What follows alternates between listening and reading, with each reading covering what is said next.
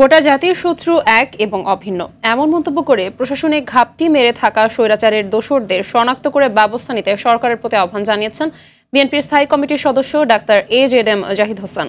আর দলটির vice chairman doctor Asaduzzaman Ripon প্রয়োজনীয় সংস্কার করে আসছে বছরে নির্বাচন দেওয়ার আহ্বান জানান। জাতীয় প্রেস ক্লাবে আলাদা অনুষ্ঠানে এসব কথা বলেন তারা। রিপোর্ট করছেন জাহিদ রহমান। জাতীয় প্রেস ক্লাব মিলনায়তনে রাষ্ট্র কাঠামো মেরামতের ৩১ দফা প্রেক্ষিত টেক্সটাইল সেক্টর শীর্ষক এই আলোচনার আয়োজন করে জাতীয়তাবাদী টেক্সটাইল ইঞ্জিনিয়ার্স অ্যাসোসিয়েশন জেটেব।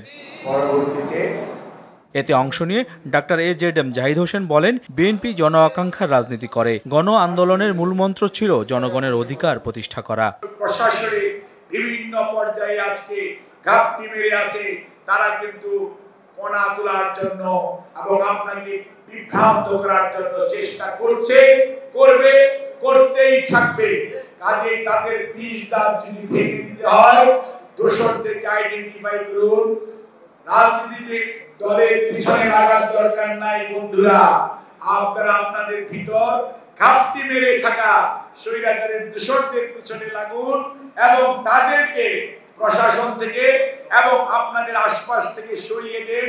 একই স্থানে জহুর হোসেন চৌধুরী হলে জিয়া শিশু কিশোর মেলার আলোচনায় আসাদুজ্জামান রিপন অন্তর্বর্তী সরকারের পথ চলাকে দুর্বল বলে আখ্যা দেন। 2025 সালের মধ্যেই 24 যাচ্ছে, 25 সালের মধ্যেই সম্ভাব্য সমস্ত সংস্কারগুলো সম্পন্ন করে নির্বাচন দেওয়ার ব্যবস্থা করতে হবে। নির্বাচনের মধ্য দিয়ে বাংলাদেশের সকল সংকটের কারণ কিন্তু নির্বাচন।